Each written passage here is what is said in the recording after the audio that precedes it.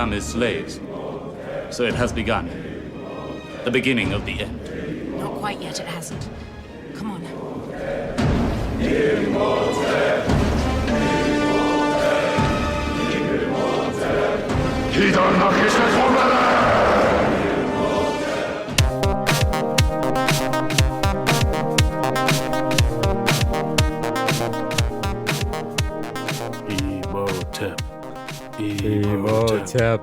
Imhotep. Hey man, I'd follow him. It's kind of catchy, isn't it? I mean, did I ever tell you about the emo band I was in back in high school called Imhotep? Oh, no. I think I've heard of them. I've never heard their music. It was a mummy-themed emo tribute band called Imhotep that me and my friends started. Was it a mummy tribute band, like to the movie or to all mummies? to Arnold Vosloo. It was all themed songs. Oh, geez. Like Blood on the Sand, the Scarabs. The Scarabs break my heart. Welcome back. This is episode 81 of the Last Row 81, podcast. Is it? I listened to some of our old episodes and I used to introduce us, so I'm good. I'm here with my good friend Badway on a computer screen this time, not in the room. But if you're looking for our website, thelastrowpodcast.com, follow us on Twitter at thelastrowpod, facebook.com. We didn't get a lot of Facebook action last week, even though you asked for it, man. Pretty sure there's no Facebook action. There's no Facebook action. It's like we might as well post the episode on MySpace. It's just not going to happen. Head out to Spotify, hit the subscribe button. Apple Podcasts, same thing. Subscribe, leave us a 5-star review. Same on Podchaser. Thanks to everybody that left one so far. Yeah, thank you. Badway. The triumphant return of Brendan Fraser. Speaking of backs, I mean, before we get into the movie, I'm just going to let the audience know that I am like severely injured right now. I got a bad back, and it like hurts to laugh. So, my job is going to be to make him feel the pain this week and try to make him laugh, which means he's not going to laugh at all. Man, it's you've been trying for 81 episodes, Drew. It hasn't happened yet, so yeah, exactly.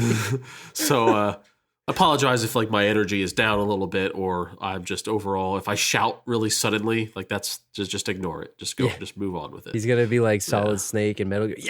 Yeah. See me just get doing the Metal that. Gear sound effects in here. That was painful right there. Me just mimicking it. But anyways, the Mummy, 1999, Drew, an action adventure / fantasy / mummy movie. Directed by Stefan Sommers. I thought we were doing the Tom Cruise one. I watched the wrong one. Oh, well, I mean, it could be for an interesting episode then. I'm just kidding. Stephen Sommers, Mark Sommers' brother. Did you know that? I did not know that. I don't know it either. I just made it up. IMDb 7 out of 10. That's about right. That's good. Rotten Tomatoes 61%. That's about right. That's too low for me. Metacritic 48%. Way too low. A little low. That's way too low. At an archaeological dig in the ancient city of Hamanaptra,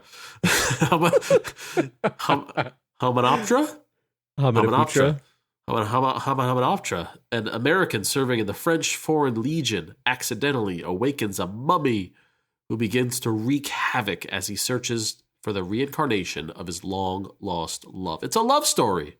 This is a prequel to 24 to me. This is where Arnold Vosloo goes on and becomes Habib Marwan. All hail the great Habib Marwan. I mean, the guy has some great ideas. I mean, it's just he went around things the wrong way. The greatest villain of all time in these circles over here. He's a double villain scale guy.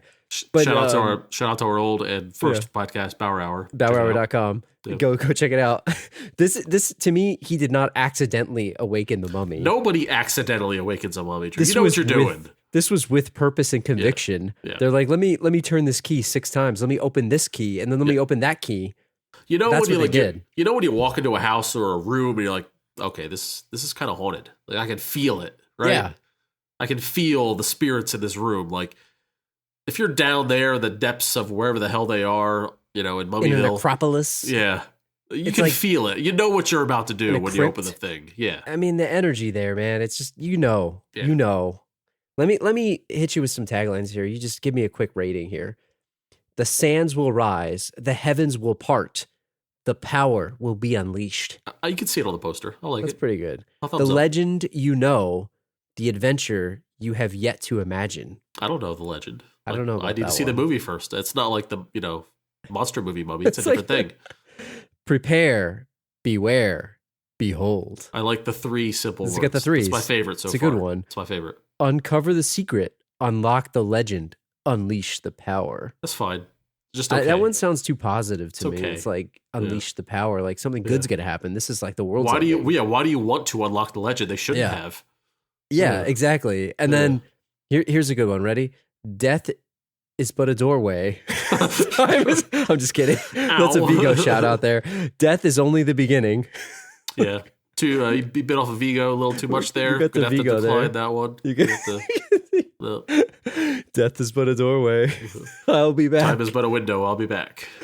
Financials: $80 million budget, 1999. That's a lot of money, man. They did not break the. They didn't. Keep the checkbook on lock here. This was unleash the power. They right?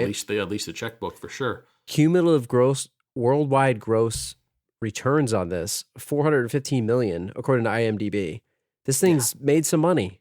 That's for 1999. Yeah, it's crazy good. I don't know if they're calling this since the the dawn of this movie or whatever, but I just pulled the cumulative worldwide gross. It's fair.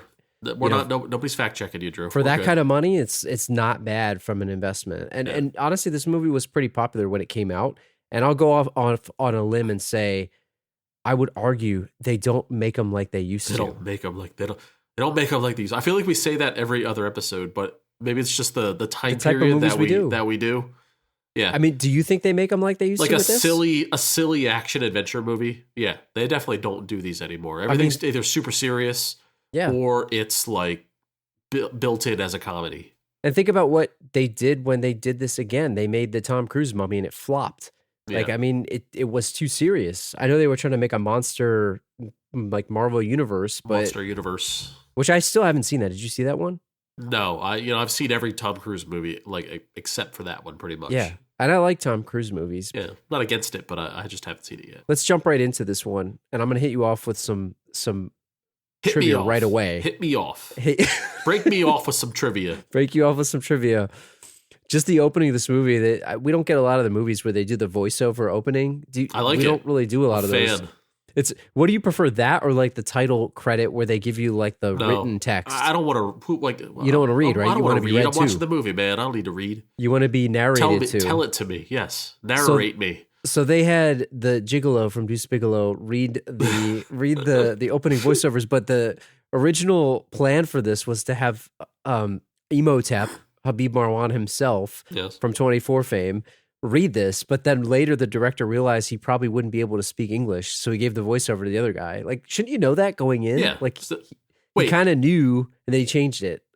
So wait, are you saying that the actor doesn't know how to speak English, or are they saying for continuity purposes? For continuity purposes. But like nobody would have known that it was him because he speaks another language.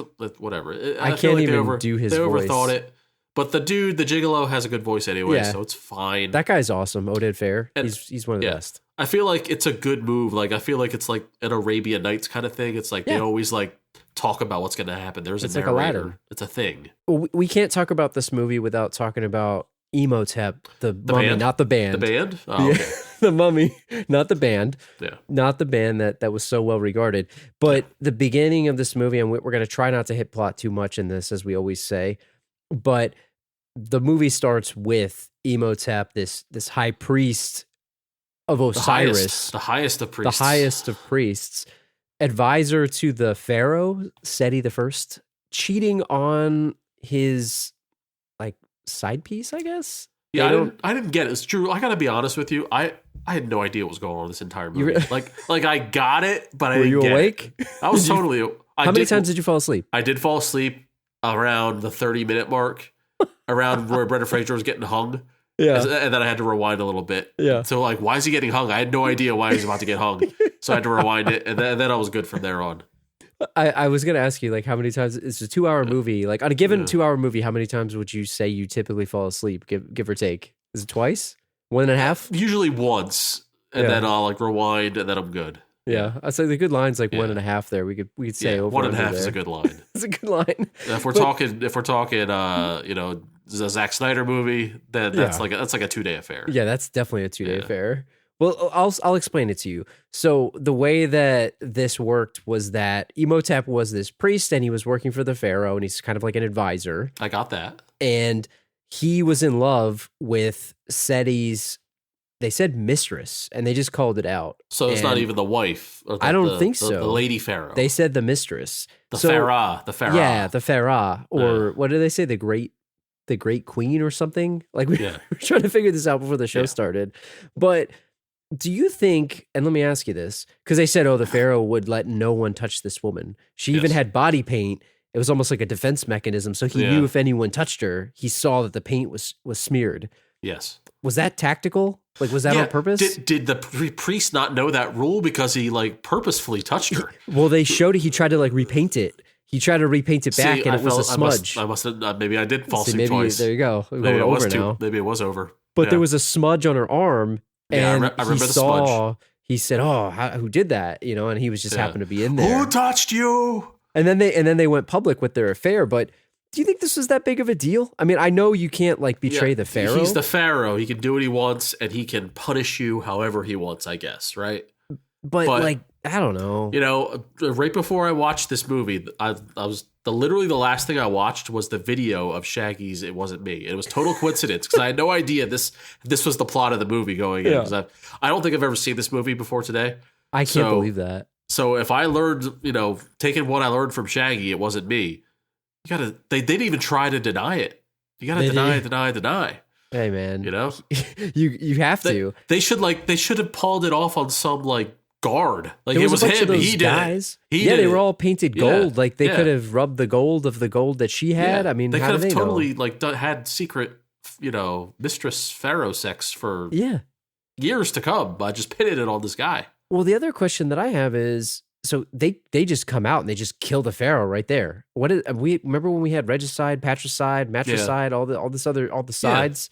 This is broken side. Broken side is classic pharaoh side. All the different sides that we had the other day, or the other episode that we did. Yeah. Like they just did this. They murdered this guy. High crimes. He's dead. He's dead. I mean, but if you're he died. The henchman or whatever you even call him, the guard, the magi, I guess, that we find out years and years and years and 3,000 years later. 3,002 years later. Yes. Temple guard guys go and try to attack them. If you're those temple guard guys and the pharaoh's dead, job's I'm over. out, man. See ya. Job's over, man. They don't have any allegiance to anybody. I don't know how the pharaoh like hierarchy works, but like I would think that Imhotep should be new king. Yeah, he should be the king. He should be new pharaoh. Kingslayer. Yeah. He did it, and now he should be the king. Yeah. That's what you think, right? And he's got like the spells, right? He's got the spell book. It's like he has the power. Well, that's where he went wrong. He should have Jafar. It's a Jafar situation. It is. He should have went. But I guess because she wasn't the queen, she was just she was just some girl. Mistress. Yeah. It wasn't going to work out. But they basically condemn this guy to death, essentially, right? In the most brutal of ways. Tell me about this, because it's not just like, hey, we're going to chop the guy's head off or we're going to hang him. We're going to put him in a ditch. We're going to burn his body. No. None of that. Drawn and quartered. True. I don't know if you know this, but they put him on a Hom-Dai. They put a Hom-Dai on him? They put a Hom-Dai on him, and it was a massive Hom-Dai. Let me tell you that. What is this? Tell me about it. So a Hom-Dai, as described from Wikipedia. Wikipedia. It's a great name. The fan page to this movie. That's where we get our sources from.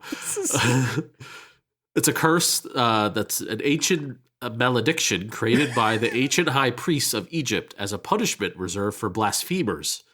It is described as, quote, the worst of all ancient Egyptian curses, one so horrible it had never before been bestowed.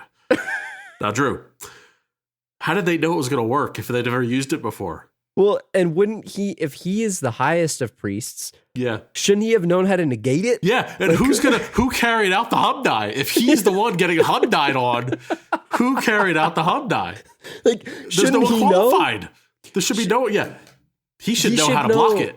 He should know how to block it. Like, you know how he's always talking in Egyptian and he's saying like things under his breath? He should have been able to say some words. He could have mumbled some words, got clear to that Hom-Dai. Was it from the book? So that's the question I have for you. Was the power of the book, or was it the power of the words? Because he had words without a book, and he could still make crazy things happen. I don't know. Maybe you have to touch the book. They didn't say that, but maybe that's a thing. I mean, this was brutal. They put him in. They wrapped him alive. They mummified him. They mummified him. But typically, when you get mummified, they take your like brains out through your nose and stuff. Well, you're already right? dead because you mummify a dead corpse. So did they just wrap him? They didn't do anything to him. They wrapped him in up. TP. You know, they wanted this was a torture situation. This was a torture situation. And then they threw a bunch of scarabs in the thing with him. Gross, man. And then they showed, when his coffin opened or the sarcophagus opened later, they showed like he scratched in basically a Vigo thing about like, I'll be back. So I guess like, do you think the scarabs just ate through the mummy tape? I don't know, whatever you might call that. It's like, I look at it as like the athletic tape that you go they wrapped his ankle up. He twisted his ankle playing basketball. They're ace bandages. Yeah, it's ace bandages. Ancient Egyptian from papyrus ace bandages. Yeah. I was going to ask you, like, what is the psychological toll of being in there? Like, you watched the movie Buried with Ryan Reynolds, right? Sure, yeah. I mean, he wasn't even wrapped up. I wouldn't be able to handle that. That's crazy. That's like the worst way to go. I'd rather drown. Like, would you kill yourself by like banging your head on the thing? I think I would. I don't think there's a way. How could you do it? You can give yourself a concussion. Then that'd be great. But I don't even know if you have room for that. Like, I don't know. You eventually run out of oxygen, and then that's just it. Well, that's the worst. You would think, right? It's a terrible way to go. Suffocate the bugs yourself. get you. The bugs get you. The bugs would get him, I guess, but it was pretty bad. I mean, they did that. Then they sealed him under some other statue of something else. Yeah, and they put all kinds of messages everywhere. So I have this to ask you, Drew. Like, I know they wanted to put the curse on the guy and all that, and that's totally fine. Curse his dead body for sure. I kind of thought it was a lot of pomp and circumstance for a guy that committed a heinous crime. Yeah. Was it that they didn't want to make an example out of him? Because I thought like the burial was too nice for him. Like, you mean it was too? I mean, like the torture was one thing, bad torture. But I mean, like the coffin was nice or whatever you call that thing. The sarcophagus. The sarcophagus. They put him under a nice statue. Like it seemed like they put like nice artifacts underneath him. Like, it seemed like a lot. That's true. But what if it looks nice to us because it's so ancient, but what if it was like really offensive, like an offensive statue? Okay. All right. Yeah. You know?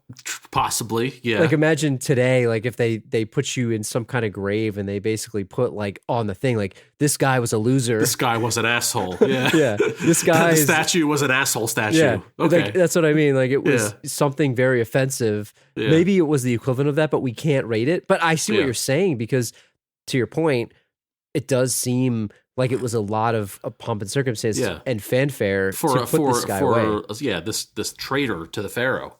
But who carried out the burial? Because if he's the priest and the pharaoh's dead and he was the highest of priests, who, like you said, who's going to go against him and pull this Hom-Dai on him? So do you think that like his wife, the pharaoh, was she around or was she gone for the picture? I guess maybe she was around because maybe she carried it out. Well, they killed the Noxunamun too, because she probably killed her on purpose. Well, she actually killed herself, right? She pulled the knife to the gut because he said, "Oh, I'm going to leave. I'll bring you back." That was the whole point of what this was, and he was going to bring her back. She pulled the old "you can't fire me, I quit" move. Exactly, and he was going to escape. His group of gold painted guys were going to take him out. Yeah, the gold band group were going to take him out. It was so weird. But I agree with you. Maybe the Pharaoh or Pharaoh. The Pharaoh, whatever it is, she probably took him away and performed this Hom-Dai. And before we move on, I have one more question. Maybe this is ignorant of me to ask. Maybe I should pay attention to the movie more. But like, they put the curse on him so that if he's ever released, pretty much the world's gonna end. But why? Is that like the biggest diss you could make at that time? Is if he ever sees the light of day again, the world will end because he's such a bad guy? Is that the point of the Hom-Dai? I guess it is, but it makes no sense because, well, unless I guess in ancient Egyptian culture, this is me watching the Discovery Channel back when I was 13 or whatever. The whole point was like the afterlife was the next part of your life. So his point was like he was never going to be resurrected because he was a walking curse forever. And I guess that's what it was. But to your point, like why? Yeah. It's like if he's like the bringer of the end of the earth, they just put so much importance on this guy who was a jerk who killed their pharaoh. It makes him kind of more awesome, doesn't it? Makes him a bigger deal. It makes him a legend. It makes Why him would kind they of give more him awesome. that much fame? Like, I don't like it. It's like posthumous. Posthumous fame. It is. It's like the Oscar, the posthumous Oscar. I think they botched this Hom-Dai, Drew. I kind of think they botched the Hom-Dai. We need a Hom-Dai ruling here. Yeah. I guess, he was the one that knew how to do it, so we can't really call up anybody else and ask. Are there any practitioners of this? Practitioners? If Imhotep were the one carrying out the Hom-Dai on another person, he would have done it right. He would have known what to do. They botched this Hom-Dai. I'm gonna call up my high school friends here and resurrect Imhotep, and our new album's gonna be called Hom-Dai. Yeah. That's where we gotta go. I'm gonna need a hidden track at the end of the CD. It's Untitled Hom-Dai. Yeah. That's what it is. It's like 30 minutes of silence and then the Hom-Dai. So, not to pull a Last Row podcast column, we'll get into that later. We'll get to that later. We'll get more to this later because we got to put Imhotep, the villain, not the band, through the movie scale. did it too, Drew. The movie said, "You like Imhotep? Well, trust us. We'll get to this later. We'll get to that later. Yeah. We'll get back to you. Yeah. And not to go plot again, but let's talk about this other group or this other thread. You promised us no plot, Drew. Hashtag we're not going to talk about the plot today. Yeah. Let's talk about this other thread that's going on for the movie because there's action hunk extraordinaire Brendan Fraser, the triumphant return of Brendan Fraser to the show, Encino Man himself. These people, Rick O'Connell, the character, and Rachel Weisz and Jonathan. Is it Weisz with a V? Like, I know it's spelled W. I'll say Weisz, I guess. Weisz? But is it pronounced Weisz? I wonder. I'm not sure. Rachel W. Moving on. Rachel! I'll say this. This group of people are looking for this Hamunaptra city, and it comes out. And it's something about the French Forward Legion at the beginning. Doesn't matter. Brendan Fraser's in jail, and then they break him out. He almost died, by the way, getting hung in real life. Yeah. Trivia. I'm pretty sure. That seems like a tall tale, Drew. Rachel Weisz Rachel Weisz, Fraser, stopped breathing and had to be resuscitated. He almost died during a scene where he was hanged. I'm dubious. That's it. Do you believe that? I'm not sure about that. Rachel. I don't know. I think she's trying to create a story. When the scene happened, I thought, man, I'm surprised his neck didn't snap. And then the guy, then the prison warden was like, his neck didn't snap? He was surprised. Well, Fraser, Rick O'Connell, he's very manly in this movie. So, of course, his neck could survive a snapping. I had a bit of a man crush watching him in this movie. He had an awesome outfit. Yeah, he had some really cool action gear. He had constant 5 o'clock shadow. Yeah. His hair looked cool. He was shaving just a little bit every day. He had the boots. And he was cool enough not to wear that stupid safari hard hat thing that the brother had. Well, he has too good a hair to just his hide hair it was under way a good. hat. Yeah. Let me ask you, do you buy him as an action star? I don't know, man. He did okay in this movie as far as the action moves go, but really, I think he's more of a rom-com kind of drama type of guy, overall. I got to tell you, I don't think that they could have cast anybody better for this in this movie. No, he did a great job. I'm not disparaging him, but there's a reason why he didn't become Jason Bourne and Matt Damon did, even though Matt Damon sucks as Jason Bourne too. Bob Odenkirk is 2021's breakout action star. It's strange. Yeah. It's weird from nobody. I think he's better as a comedic and dramatic actor than an action guy. Which if you look at the movie that this was, he pretty much fit the mold because it was I don't even want to call, what do you call this, an adventure movie? I think that's what we said the genre was. Yeah. Because it's sort of like Uncharted. It's comedic, but it's also action. It's not really serious. And I know it kind of it's similar build. It kind of reminded me of National Treasure in a way. Yeah, that kind of feel, Yeah, that's a good way to put it. And I don't think you could put Nicolas Cage in this movie and it would not work as well. I think, he needed to be a younger guy like Fraser. I don't know if he's 25 or 45 in this movie. It's hard to tell. He's ageless. Yeah. But what do you think of this group of characters? Because you've got Rick O'Connell and he's out there trying to do this search. He winds up in jail and then he winds up becoming essentially their guide to take them back to find this book that she wants to find, the Book of Osiris, I think it was. Because he knows where this thing is from when he got arrested. He knows exactly where to go. He is the guide. What do you think of Rachel Weisz's character Evelyn and the brother Jonathan? I'll tell you this. I had a hard time figuring out, like, she's, first of all, let me say she's very attractive, Rachel Weisz. I had a hard time figuring out if I was in love with her or not. And I decided early on, I decided not. She's just not my type.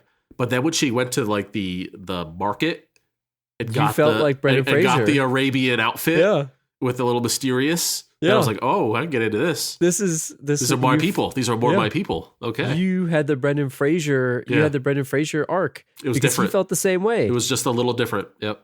They were kind of at each other's throats, and then she comes back, and they played the librarian chic with her, where she was kind of the bumbling, kind of goofy, nerdy, knocked over the stacks and all that crap. Yeah. So they definitely played that up a lot, and her and her brother had this like friendly, just banter between themselves and stuff. But Rick O'Connell's like the cool, tough guy, and then all of a sudden he starts to kind of fall for her. Yeah. Do you think they had good chemistry? I did. I really did. I thought they were good together, and I thought it was a little bit damsel-y of them to just make her totally fall for him from the get-go. Like when he forcibly kissed her while he was in jail, like that got her like, ooh, this guy's a hunk. Yeah. Like she was very much smitten from that exact moment on, and it was a little strange, but otherwise, no, they had great chemistry. Which, by the way, he looked like he walked off the scene of Encino Man in that scene right there. He had the hair and he was wheezing the juice totally a little bit. You know how to play that character. Yep. Yeah. No, I thought they were actually really good together. I thought, I don't think I've seen the sequel to this, but I feel like they were perfectly cast. Like this movie did really good job with the casting, in my opinion. So like, again, this might have been where I fell asleep. I don't know. Like, why is she's looking for the book? Is that it? Is that all it is? She's looking for the book? I think, and it's funny because they start to let on that the boss that she works for in the beginning of this movie, the guy who looks like Ben Bernanke, the curator of the museum or whatever, he's part of the Magi too. Yeah. But they kind of let on that this city will never be found. Her parents, or there was something about her family, she wanted to redeem herself. And I think the whole aspect of this was she was going to find this book. And this was her redemption arc. Gotta go on this adventure. And that's really what it was. Yeah. And then you had this group of stereotypical old Wild West Americans shooting from the hip that were also trying to find Hominoptera. I don't remember exactly what they were trying to find, but they had Van Pelt from Jumanji. Treasures in general. Yeah. No, I thought it was good to have dueling groups. It made for a more entertaining story, obviously. They were competing, right? Yeah, so they had I think I was saying the guy Van Pelt from Jumanji with them as their guide. I will say this, like, this movie was very well casted. Everybody played their role well. I thought Weisz was great. I thought her brother was great as like the comedic, bumbling kind of fool, kind of selfish, but good heart, that kind of thing. I thought the American groups were all great, led by the leader that kind of reminded me of Sawyer from Lost. Yeah, he did look like him a lot. Yeah, and the guides and who's the slimy guy? Benny. Benny was great in it too. Hashtag we'll get to him later. Yeah, we definitely will. Just all around, like, I was actually very surprised how much I liked this movie, and a lot of it is the actors. They really pulled it off. I'm surprised you might not have seen this. I for some reason I thought you saw it, but if I did, I didn't remember it. So it's kind of odd. It's a good one. So we'll jump back in and to kind of get us to the next point. These groups are competing against each other to try to find this treasure, this city of the dead and whatnot. They're racing across the desert. Literally racing with a horse, or camel. It was a camel race. They have camels. They got camels. Yeah, I think maybe some of them have horses. I don't know. They had horses. I didn't think horses could go in the desert. Could they? I don't know. But I guess anyway, I have a question about camels. Right? Is a camel a better riding companion than a horse? This is all I thought about when I was watching these scenes. I guess it depends on how fast you need to go, because I don't think a camel's going to run. That camel is not running. How awesome would it be, like, horse races like Kentucky Derby? Like, what if there was a camel race? A camel race? Yeah. Would you watch that? I get the impression. I would. I just get the impression that the camel is just not going to do what you want it to do. He doesn't care as much as the horse does. The horse wants to win. The camel doesn't care. The horse, and isn't that true? Like famously, like horses will run literally until they die. Yeah, and that's why they say that donkeys are like smart because they call them lazy, but they're smart because they conserve their own energy. Like a horse will die because it's just running, and the camels will do it too. They'll sit down. Yeah, they did in the movie. They sat down. I don't know when you think about camels, like, I don't not to like. Be mean against camels. Are you Are you worried you're going to offend the camels out there? I don't want to offend the camels that are listening to the show, but I feel like horses don't smell great, but I just get a feeling that a camel smells like a million. But they got a whole man. That's cool, and like they have personality. They'll spit in your face. They have more personality than a horse. Don't they spit in your face too? Yeah. It's kind of like, isn't it kind of like cats versus dogs in a sense that like dogs are like super obedient, as is the horse, and the cat couldn't give a shit what you're doing, which is probably the camel as well. That's the perfect analogy that you could say. It's the cat of riding animals. Yeah. It's the cat of riding animals. So like in the wild, I'll take the camel all day, but like if it's my property, I don't want the camel spitting and shitting everywhere. Yeah. So I'd rather take the horse for its obedience if it was my home. But if it's out in the wild or if it's at your farm, I love to have a camel. It's like, the horse is like I think about a Mustang like in the wild, just roaming the plains, and it's like a camel. I just think about it just laying around, like just hanging out. Like just whatever. Like it's like that cocky chew that it does. It's like it's snapping gum. It snaps gum, and it's like the cockiest thing you can do is chew gum like that. It's like a Pete Carroll. Every camel's a little Pete Carroll in him. Pete Carroll. Well, let's go to Antoine the Gigolo from Deuce Bigalow. If anyone has ever seen that movie. Speaking of stallions, the actor Oded Fair, who plays a character by the name of Ardeth Bey, I don't even think they named him the whole time. Yeah. He's the leader of this group called the Magi. And so if we refer to him as the Gigolo from here on out, you know who we're talking about. He's the Gigolo to me, and he'll always be Antoine the Gigolo. The Gigolo with the most below. He's the Gigolo, and he's got a group called the Gigolos, and they're protecting the city of Hamunaptra.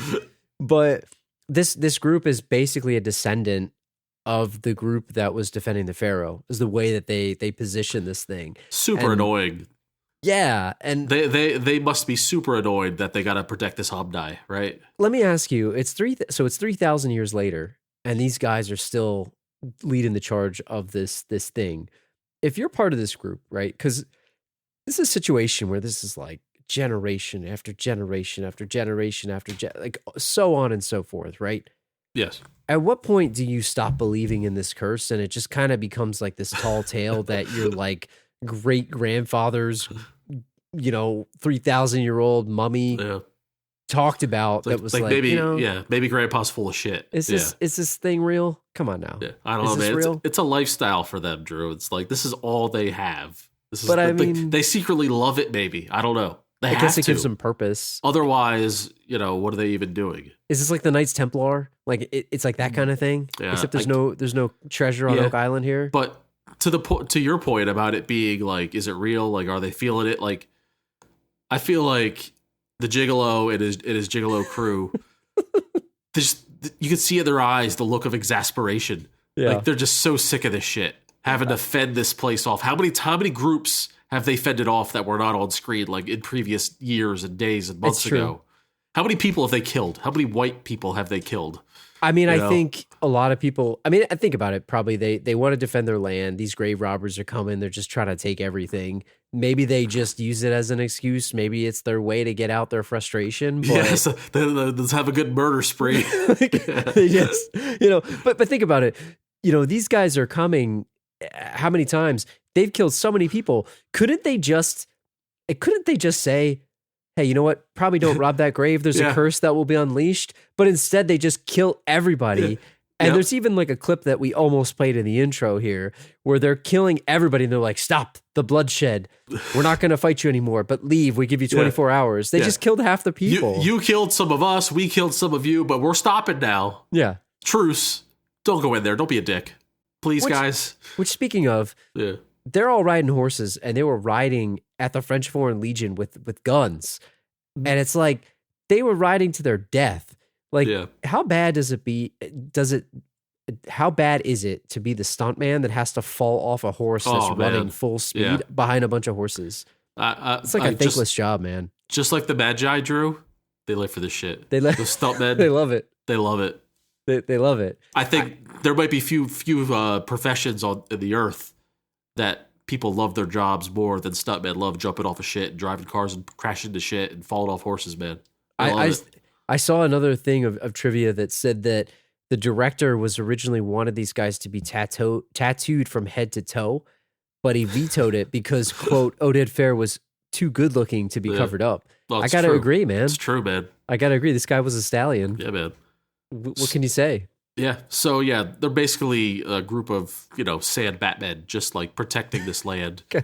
And you're right. I mean, they probably should talk first and shoot later, but they've probably tried that method so many times. They're done with it 3,000 years ago. People just shrug them off, so they have to kill them because if we don't kill them, they're gonna wake up Imhotep, and the Hom-Dai is on. So that's it. The Hom-Dai is on. It's my favorite word. They do awaken Imhotep, right? I mean, let's talk about this because there's a part of this where Imhotep wakes up. This is a whole bunch of stuff that goes on. It doesn't matter, right? But the fact is, he's unleashed. The Hom-Dai's on, like you said, and there's a bunch of he can wield these plagues. Now, before we get into him and the villain scale, we got to talk about the 10 plagues of Egypt. There's some plagues, Drew. We have plagues. We got to go through the plagues. Plagues and plagues. And as we go through these, let's trade off. You take one, I'll take one. We got the list here. Yep. Let's talk about this. Is this a serious plague or is this a weak plague? Weak or serious? And then at the end, I'm going to ask you, if you had to pick 3 to endure and try to survive, which would you pick? Yeah. All right. So let's go through this. Yeah. Honestly, some of these plagues are bullshit. I'll start. Let's go through. First plague, and this is in no particular order, is the plague of blood. So God ordered Aaron to touch the river Nile with his staff, and the waters were turned to blood. So really, all liquids are turned to blood. I don't know if it's for X amount of time. It doesn't say. We see it in the movie. The shots are all turned to blood. The fountains turned to blood. What do you think? Is that a serious thing, or is that something you can get by? I mean, nowadays, I guess you just run it through a filtration system. Yeah. But, get your Brita filter out. If you put blood through a Brita filter, is that blood drinkable? Can you feel it? Or what do they have, like, when you go to, like, third world countries, it's like a little straw? Yeah, this life straw. It's like a life straw? Life straw, that's what it's called. Can you drink the blood through a life straw? Can you do that? Yeah. I think, look, back then, it was probably serious in 1926 because I don't think they have a life straw. But now, if you give me blood, just go on Amazon 2 days later, I could survive to put it through my life straw or Brita filter. Yeah. I think it's serious enough that I don't want to be drinking blood. Whose blood? Imhotep's blood? I don't want to drink Imhotep's blood. I mean, you're gonna take a shower in blood. I don't really want to do that. And even if it's for like a week, that's a very large inconvenience. It's a lot of inconvenience. I'll give that one a serious rating. Yeah, it's serious enough. I'll agree with you there. All right, okay. Here's the next one: the plague of boils and sores. Just the name alone gets me skeeved out, right? So and this is all from the 10 Commandments, right? So upon God's orders, Aaron and Moses took the ashes of a furnace, threw it into the air, and any person and animal who came in contact with it developed festering, painful boils and sores. In the movie, Imhotep used the plague to put a mind control spell on the citizens of Cairo, as you heard in the beginning. What do you think? Serious or weak? It's pretty serious, but I wear hats a lot, so and I tend to stay indoors a lot. I don't go outside much, Drew. Yeah. I don't know if you know this. If you got I think I can get by on this one. Could you get a little cortisone cream, put that on there? How serious is a boil or a sore? Like, what kind are we talking about? I mean, nobody wants a boil. I mean, a sore is fine. Is this like Freak Show? Is this like Freak Show? Yeah. Like on his neck? Yeah. I don't know. Maybe it's weak. I'd rather have that than blood, right? Yeah, and we're talking I think it's a contained area. So I think I'm going to It's not so bad. I'm going to go weak. It's kind of weak. Seems kind of weak. All right, you're up next. All right, the plague of hail and fire. All right. Moses was ordered by the God to summon hail and fire, destroying the crops, houses, buildings of Egypt, and if you parked your car outside of your garage, you're screwed. Yeah. So, listen, I've had a bunch of hail damage to my car multiple times. So in the year 1926, the plague hit Cairo, raining down burning hail into the land, burning innocents, and destroying buildings, including the pyramids. Look, this is pretty serious. How big are the hails, Drew? How big are they? It looked like a meteors. It looked like... it's pretty serious if that's the case. I think this one's serious. I don't think there's much to debate on this one. Yeah, it's pretty serious. Like, I tried to get by, but if the hail... Imagine if it hailed outside and attached to it was fire. It was fireballs. Exactly. It'd be bad. Yeah. I think there's not much to debate for that one. Yeah, that's pretty bad. Next one, Plague of Locusts. A swarm of locusts was released onto the land of Egypt, devouring all the crops and the plants until nothing remained. In the movie, the first plague was the one of locusts, which hit Hamunaptra, coating the people Campton locusts. I think this one kind of sucks because I'm not a huge fan of locusts to begin with. Now give me a whole thing and it eats up all your crops. I mean, we're in it right now with Brood X of the cicadas. So it's kind of like that right now, I guess. Yeah, we got a plague going on here. But, at the end of the day, ew, a bug. Like, it's not going to hurt you. But if I'm not a farmer, not to be selfish or anything, but I'm not a farmer. You're not a farmer. We have global trade, right? So we just get it from somewhere else. Yeah. That's exactly right. Yeah, I mean, maybe weak. That corn, that ear of corn is going to be stocked at Giant tomorrow, no matter where this plague is. If you had enough locusts, would they eat your face off? Is it that serious? Are they like the scarabs? I don't think they like the taste of human flesh, Drew. I mean, maybe these kind do. I don't know. I'm going to say weak. It's just weak. A bug. It's a bug. I'll give it to you. It's weak. Ew, a bug. And it says in the thing that it's going after crops, not people. That's true. Yeah. All right. Next, similarly, is the plague of flies. A vast swarm of disease-carrying, biting flies hit the land of Egypt, and houses and temples swarming all over. In 1926, Imhotep, upon killing the Egyptologists, released a vast swarm of flies into the streets of Cairo, plaguing all that lived there. He released them through his mouth. What they should do is just get a bunch of those sticky tape things and just hang them up, Yes. Or get like an electric racket. What if you just you covered your face, it just sticky tape? Like you wear a hat and then you hang the sticky tape off of the brim of your hat. So they would get you. Or you get like one of those beekeeper suits, and then you're good. Yeah. You got nothing. Now you're talking. Then you're good. That's weak. It's weak. That's weak. Weak. All right. I think actually the next one's the weakest of all of them, in my opinion. Plague of Darkness. A wave of darkness coated the land of Egypt, lasting, oh my God. 3 whole days. Oh my God. In the year 1926 of this movie, Cairo was subjected to the same darkness brought on by the eclipse of a sun. Now listen, that's probably the coolest one on this list because how many times do you get to see a cool eclipse like that? That's the weakest of all of them. Get out of here. Yeah, that's not only is it weak, I find it to be a good time. I love the darkness. I guess back in that time, in ancient Egypt, you'd be like, oh my God, what's an eclipse? Yeah. But this time, hey man, bring it on. I like it. Weak. Yeah. Weak. Those were all the ones that were in the movie. There's a couple more here that we didn't get to that we should go through. But they mentioned the 10 plagues. They mentioned the 10 plagues in the movie, so we're going to do it. So the plague of frogs, Drew. A great number of frogs would swarm through the land into houses and on the streets, only to die, leaving great stinking mounds of frog corpses. I love the descriptor. Listen, I'm a fan of frogs. Frogs are kind of cool, yeah.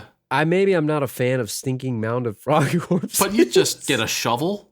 It's a minor inconvenience. It's not a plague. Yeah. I mean, what's a mound? How big is what constitutes a mound? Are we talking like something you can climb up? That's how big it is? Well, I mean, a baseball mound is, relatively small. But a baseball mound of frog corpses is not bad. Like, but you're not going to get like a huge hill inside of your house. It can only what's it going to go to the ceiling? Depends on how many frog corpses we're talking about. How do they get in your house anyway? And wouldn't there be something else? Couldn't you just feed it to the camel? The camel's hungry, right? I got my camel. Yeah, he's fine. Your camel. This one's weak. Weak. All right. Plague of lice. Moses was to smite the dust of the earth, turning it into lice that spread on, afflicting man and beast alike. Ugh. I don't know anyone that likes lice, so I'm saying this one's pretty strong. It's pretty bad. It's worse than the flies and the locusts to me because I don't want lice. You gotta get that shampoo. Yeah. You gotta sit down in the chair and have the nurse go through your hair with peanut butter with your with a popsicle stick. Don't they see if you have it? Isn't there another thing? No, I've never had lice. Knock on wood here. But isn't there a thing where they say the other cure for lice was to? You're gonna love this one. Dunk your hair in mayonnaise. Oh no. This thing's strong. Isn't that a thing? Isn't that a thing? I never heard that. But I thought that was. It was always like that. When you get the lice test at school, suffocate him out. It's always like a nerve-wracking thing. Like if you're the one that has lice, everyone's gonna make fun of you. Did you ever have lice? I never did. I never had it. Oh, thank God! Now we're both gonna get it. You know that, right? We're gonna get it, man. We're talking about it here. Total lice heads. The plague. We're gonna get the plague. I think that's a strong one. Strong. I'm not debating that. Plague of beasts of burden and livestock. Beasts of burden. That sounds like a metal song. It's a good. It's added to the Imhotep soundtrack here. Throughout Egypt, album. Throughout Egypt, all the beasts of burden and livestock, camels, horses, donkeys, and all others simultaneously died at once. That seems pretty bad. What the hell is a beast of burden? I don't know. It's like no, like a beast of burden is that's something that carries you. Like it carries the weight, Drew. You get it? Like literally. Yeah, but literally carries the burden. Like you ride a horse, you ride a camel, you ride a donkey. Anything that you ride is a beast of burden. That seems offensive to me to call him a beast. A beast, a burden. Yeah, I feel like back in ancient Egyptian times, they called them beasts, and then like they realized like you were afraid that you were going to offend the camels. That's eventually, we felt bad, so we stopped calling them beasts. Back then, they wanted to offend the camel. Yeah. Now they're animals. Get over here, you beast! You filthy beast! I don't know. I think this one's pretty strong, I guess. I don't know, but you want to have a steak? If you can't have a steak if they're plaguing them. Yeah, can't eat the meat. Well, can't you though? They die, but like, are they tainted? Are they tainted? Meat? I don't know. It depends on what kind of plague, I guess. They die. Is it a black plague? Unless it's a blessing in disguise, because now you don't have to feel bad for slaughtering all of them. You just eat everything. You got food forever. I guess you can't eat them all. Yeah, it's pretty strong. Yeah, because they're gonna turn. There isn't a refrigerator large enough. Exactly. Then it's really plague meat. Strong. Okay, the last one here, and this one, I think this one's probably the interesting worst one. The interesting one. Very interesting. This is pretty controversial here. The plague of the firstborn son. So, and not S-U-N son, S-O-N son. Moses brought on the final and worst plague. All the firstborn sons of the households of Egypt would be killed. For a force not on earth would enter the Egyptian households and take the lives of the firstborn sons away. Look, I'm not a religious scholar here, but when they talk about like the Old Testament's kind of metal here, it's pretty heavy. They're killing all the firstborn sons. So this is like some Thanos type shit, right? This is pretty bad, man. This finger snap is going to take away maybe a quarter of the population. It's definitely not half, because not all sons are first sons. But a lot of families only have one son. Yeah, and the firstborn son is like a big deal back in this time because it's like you're the heir to the family. Yeah. Man. So the Hebrews were spared of the plague, for they had painted their doorposts and they prevented it from entering their homes. But I think this happened to the Egyptians. This one's the most serious of all of them, in my opinion. Yeah, this is calculated murder. I don't like it. Yeah, I don't like it either. It's strong. Did Imhotep wield this? They didn't show it. He could have. This is one of those. Yeah, this is one of those things. That's why it's PG-13, man. There's the Snyder cut of this movie. Drew, actually is a lot of firstborn son murder. The Summers cut. The Summers cut. The Summers cut. Well, let me release the Summers cut. If you had to pick 3 of these, very quickly, which are the 3 that you would try to survive that you think you could survive? Like I would take them. Yeah, you got to take. I had to take 3. There's 3 that are coming. Okay. Imhotep's bringing them on. So which are you going with? So by the way, it was 5 and 5. I was keeping count. It was 5 weak and 5 strong. Okay. Oh, right. I didn't count. First one, give me the locusts, because who cares? Yeah. Actually, no. Scratch that. Give me the darkness first. Yeah, that's the one I'm going with too. Super easy. It's 3 days. It's only 3 days. You got a flashlight. You're good. Yeah. Next is the frogs, because my nose doesn't work real well, so I can't smell. So if they stink up my area, I'll just shovel them away. It's fine. Yeah. No problem at all. And then I'll take the flies over the locusts, because I'll wear the bee suit. Yeah. So, yeah. I like that. What do you say? I'm going Plague of Darkness for sure. That's the easiest one by far. For sure. Absolutely. And then I'm going Plague of Beasts and Burden and Livestock because I don't need to ride anywhere. I can go vegetarian for a little while. Like I don't need to have a steak. Like I'm good. Yeah, I got pretty veggie good. burgers. I'm okay with that. And then I'm going flies too because I got the beast suit in my house here. Like I don't need that.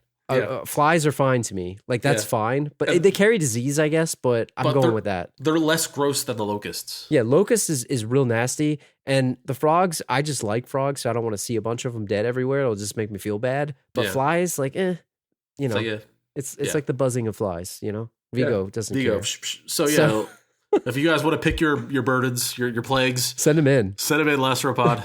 The Last Word Podcast at gmail.com, at The Last Word Pod on Twitter, Facebook. Leave it on the post. I need to know what other people are going. This is 81 episodes in, and I still don't know our call signs. I don't know.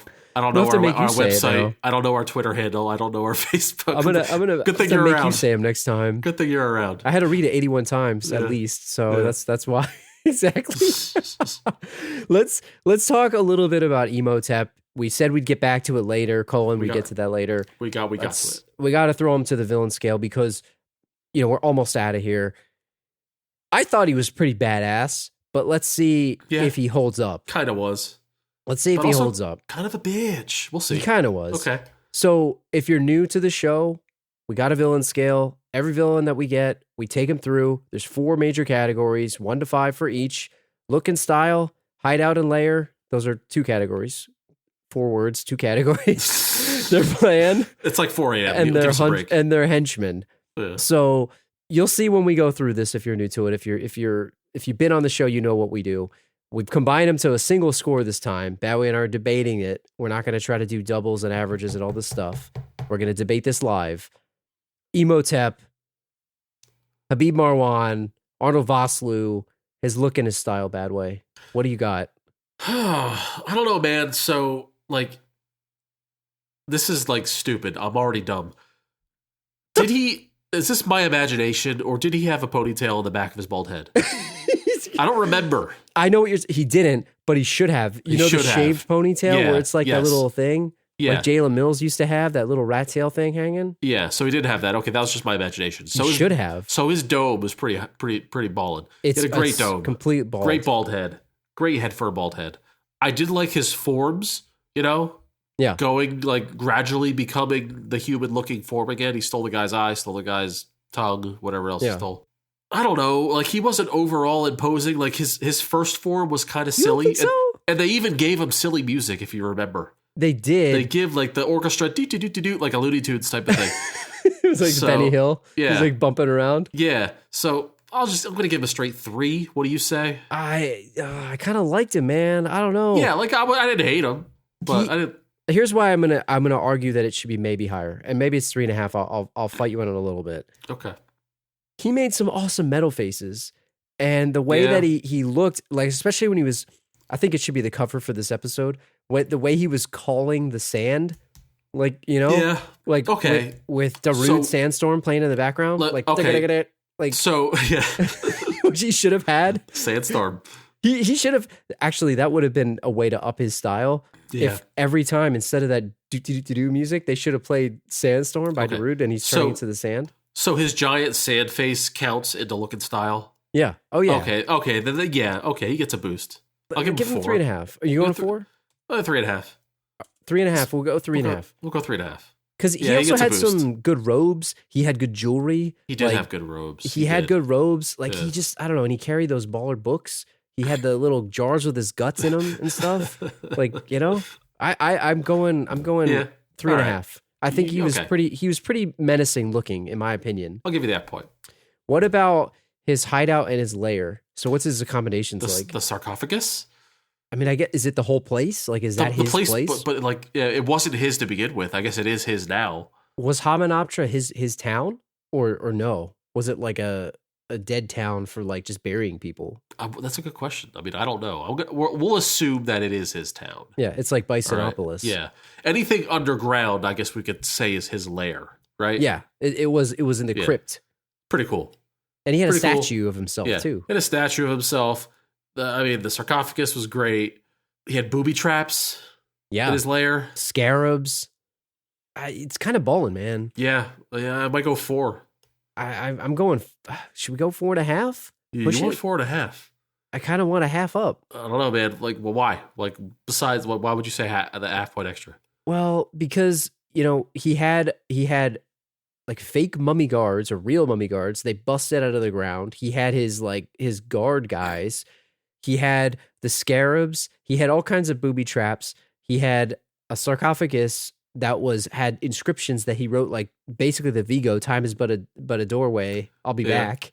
All right. I don't know. It's the little things. Because this half point could be the difference between him ranking higher than like Castor Troy from Face Off. Like, we don't know. So we still got to do it. We'll do that eventually. We'll do the ranking. I'll give it to you. 4.5. 4.5? You talk me into it. All right. You talk me into it. Now, this is where I don't know if he gets points or loses them. His plan.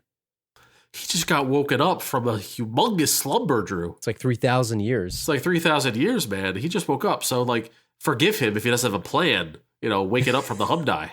The Hom-Dai. So, the question is the Hom-Dai, like, forcing a plan upon him that he doesn't want to do? It was foretold. So, yeah, he's really acting out, like, the whims of his, I don't know, his curse. Yeah. It's not really him anymore. It's true. So, I can't give him any points for this plan, right? Really? And it's like, so what is his actual plan? Is to, like, become whole again and resurrect his girlfriend. Yeah. And take over the world. And basically take over the world, kill everybody, right? Yeah. I mean, it's a grand plan, but is it going to work? Steal some body parts. Got taken down by Brendan Fraser.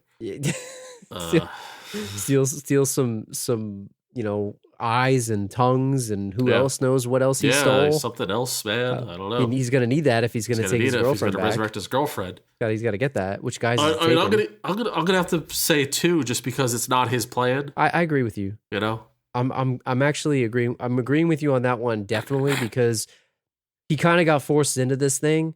Yeah. Taking over the world is always a good plan, I guess, but it wasn't really what he wanted to do. It was forced upon him. He's going through the motions, and I can't respect that as a main villain. Yeah, it was forced upon him. I don't think that it really is going to work too much. Yeah. So, and it didn't work. Obviously, he got thrown into a pit of, like, a toilet pit, basically. A toilet pit of, like, whatever the hell it was. His immortal soul got taken away by horse carriage. Yeah, in that weird scene. The chariot. Yeah.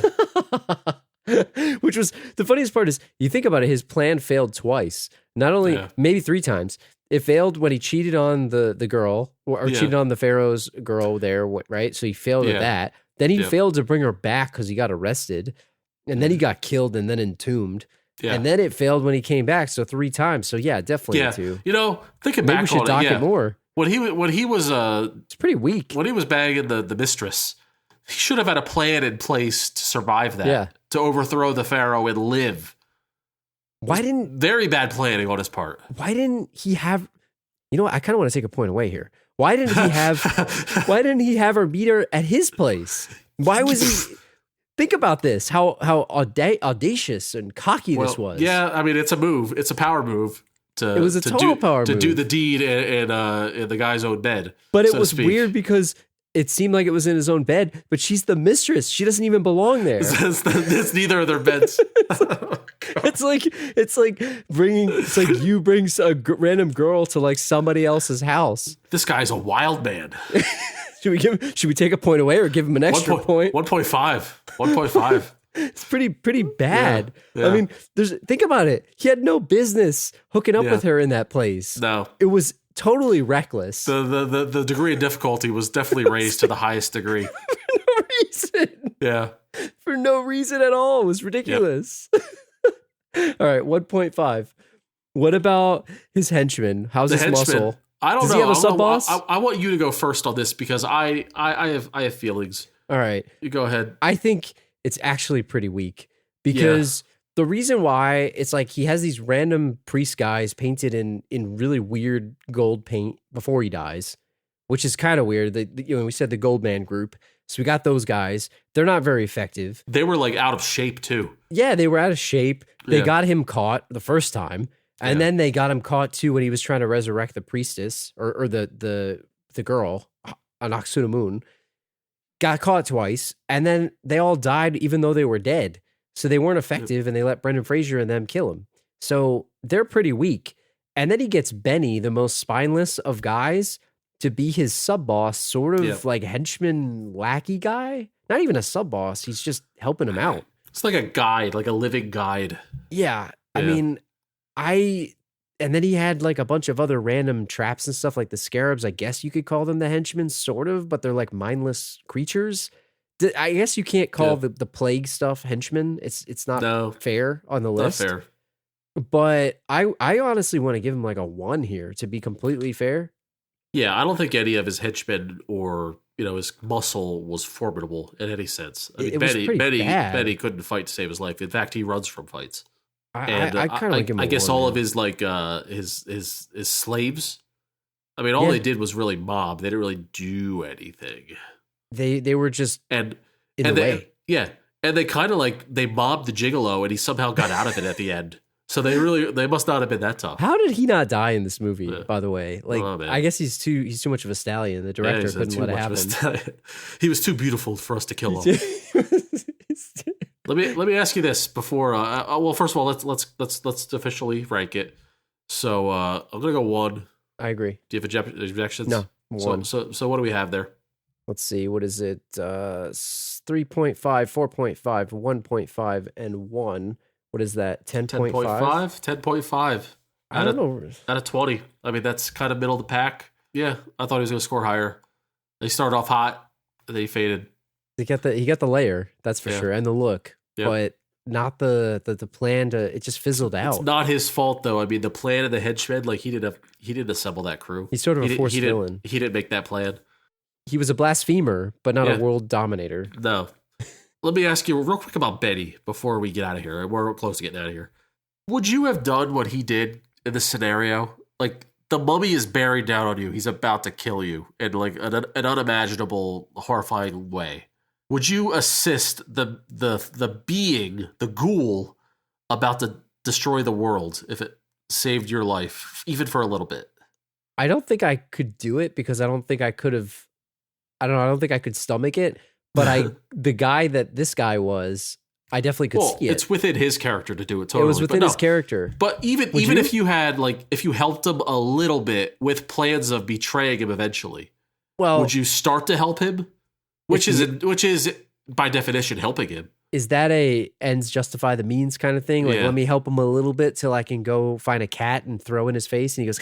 And this isn't like saying, "Oh, would you help Hitler?" It's not like that. Because this guy is like literally like seconds away from killing him. So you have a split decision, death or help this guy find eyes and tongue. Yeah. I feel like I probably would. But so I'd like try to get close to him so I could try to figure out how to kill him later. Yeah, I don't think Benny was trying to do that. Yeah. But I think... No, he wasn't, but I think I would. Yeah, you would. I think you have the integrity to do that. Yeah, I think you would. Thank you. I believe that you would. You wouldn't be like taking the gold and jumping on your camel and trying to get out of there. But I think it's weird. I liked how that scene was done. He had every religious symbol on around his neck. I thought that was really well done. It's a move that he would have made. Like he would like be a chameleon to whoever his leader was at the time. I really liked how they did that. I thought it was very clever, and I just really liked that one a lot. But no, I don't know. I don't know if I would have been able to think on my feet that fast. I don't know. I'd be too scared, I think. Yeah, I don't know all those languages, but I figure like if given the option, I would help the guy out for a small period of time while I tried to figure out how to thwart him. I mentioned this in the beginning, or I asked you this in the beginning, but you said you hadn't seen this in a while. How do you think it met your expectations compared to what you thought going in? I kind of, honestly, in my honest opinion, I thought it was going to be a little dull, and I thought I was going to be bored by it. But not only did I really enjoy it, I kind of want to see the sequel now, because I've never seen the sequel. I like doing movies on this show that we can watch the sequel to. Mm-hmm. Maybe one day we'll eventually do 50 Shades. We'll see if the people want it. I think we still have National Treasure 2. National Treasure 2. We got to do that This one. is definitely the kind of movie I liked. Yeah, we could do the second one of this. This movie was just a fun watch to me. Before we get out of here, what do you think of the CG? Did it hold up well? Because I didn't ask you that. Some of the major shots totally did. Like, I thought the sand was pretty awesome. But other things like his first mummified form was kind of weird. And it was pretty bad. And like when he died and his face was dipping into the ooze. Yeah. That was really cringy too. How about when he chewed the scarab? That was like... Yeah. But like the big set pieces and the big shit was actually pretty good. Yeah, I agree. I liked it a lot. I had a fun time watching this movie. It's the kind of movie that back in the day, if it was on, you just kind of leave it on and watch it. And that's, it's the type of summer blockbuster style movie. And to be honest, I really like Brendan Fraser in this role. I thought he was great. And I like the casting, like you said earlier. I thought overall it was just a really well done movie. It's a fun movie. So, I'm curious what everyone else thinks. Yeah, and if people like this episode, then maybe we'll certainly consider doing a sequel. Let us know if you want to do the sequel. Send us an email, thelastrowpodcast@gmail.com. Visit our website, thelastrowpodcast.com. There's a contact form on there. Send us a tweet. Let us know what you thought of the movie. Which of the plagues do you like? Which ones do you not like? Which ones do you want to see unleashed? And are you on Team Camel or Team Horse? Yeah, Team Camel or Team Horse at The Last Row Pod. Facebook.com/TheLastRowPod. Instagram, Spotify, Apple Podcasts. Anywhere you can find your podcast. Check it out. Subscribe. Thanks to everyone that's listening. We'll be back in 2 weeks on Thursday, June 17th. And on that note, we'll see you guys later. See you! So, can you run by those track listings to me again for Imhotep? Yeah. So, Imhotep, I'm going to say the first one is... What's track 3? Because obviously that's the most important track. Track 3 is called Boils and Sores. And then no, actually track 3 is going to be called The Beasts of Burden and and Livestock. Yes. In parentheses and Livestock. and the hidden track is the Hom-Dai.